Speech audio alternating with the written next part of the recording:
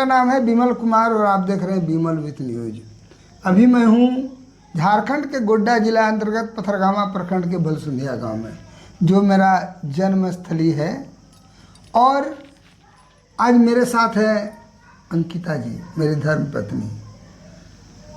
28वीं वैवाहिक वर्षगांठ पर मैं इनको बहुत बहुत बधाई देता हूँ। आपको भी बहुत बहुत बधाई। आपकी लंबी उम्र हो, आप अखंड सुहागवती बने रहें। ईश्वर करे कि आपका दिन दूनी रात चौगुनी विकास होता रहे। आप मुस्कुराती रहिए। आप स्वस्थ रहेंगे तो हम भी खुश रहेंगे। हम भी भगवान से मनाते हैं कि आप सदा खुश रहें, स्वस्थ रहें, मस्त रहें।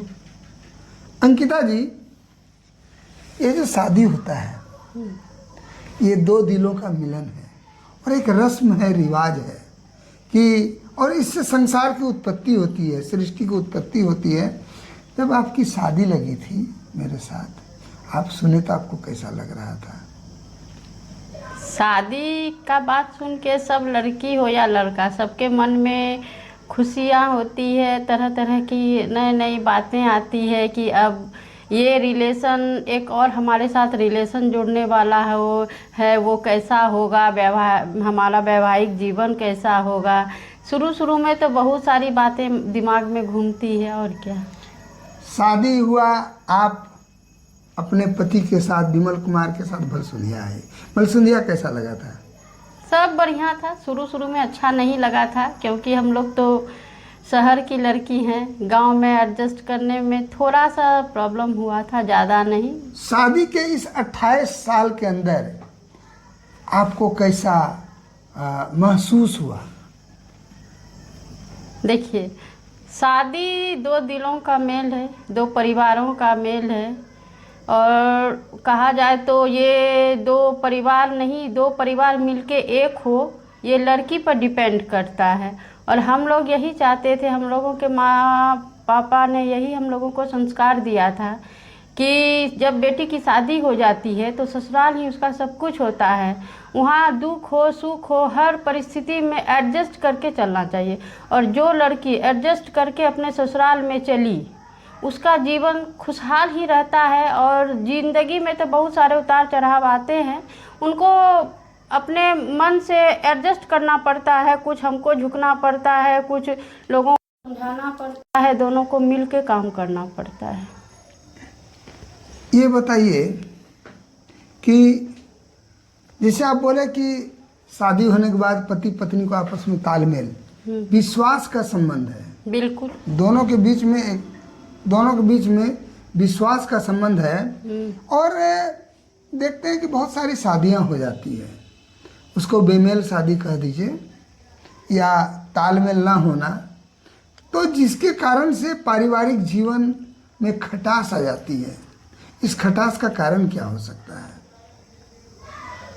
खटास के कई कारण हो सकते हैं। एक तो अभी का जो युग है इतना ही मॉडर्न हो गया है कि कोई भी लड़का हो या लड़की अपने आप के साथ समझौता करना ही नहीं चाहता है, अपने आप को डाउन करना ही नहीं चाहता है।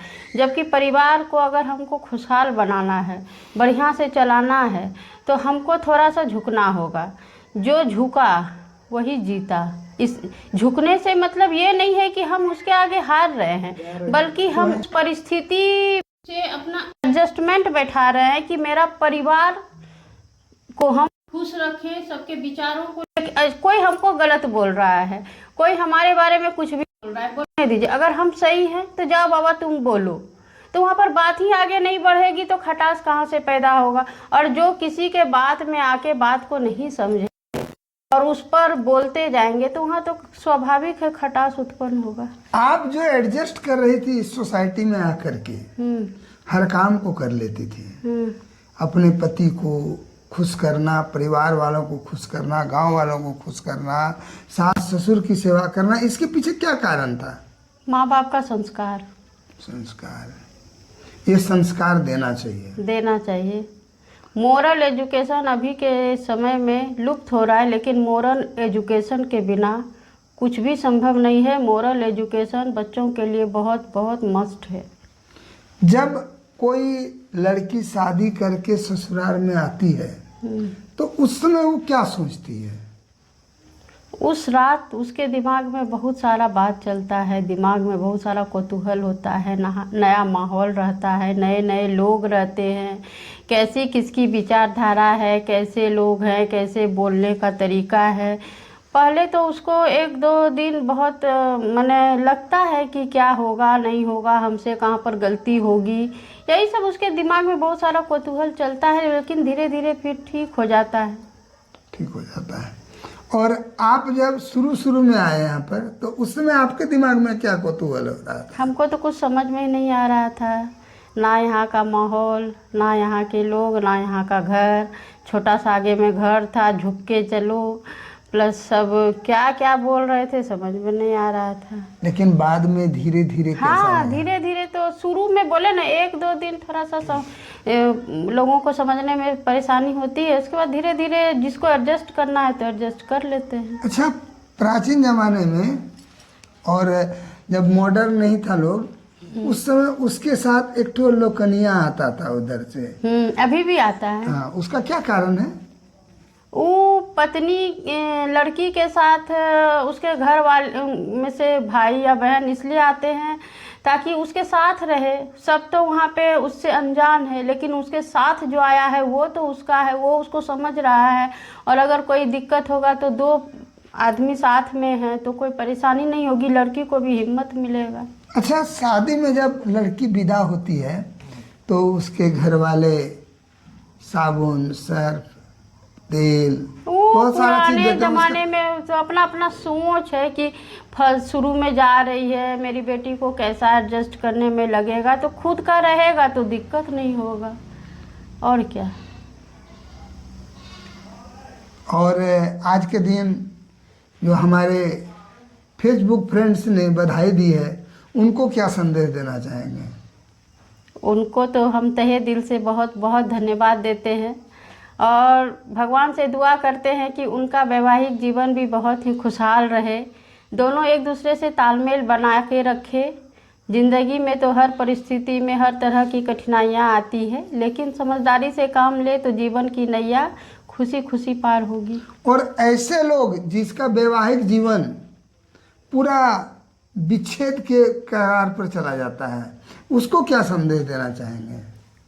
वैसे लोगों को क्या संदेश देंगे? वैचारिक जो तालमेल है वो नहीं बैठता होगा, कोई कुछ बोलते होंगे, कोई कुछ बोलते होंगे, और जहाँ तालमेल नहीं बैठेगा तो वहाँ तो आपसी विवाद होना संभव ही है।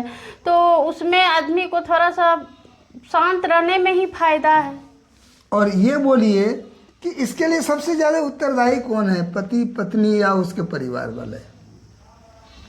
ये किसी को हम जिम्मेदार नहीं बता सकते, क्योंकि हर लोगों के घर का जो माहौल होता है उस पर डिपेंड करता है।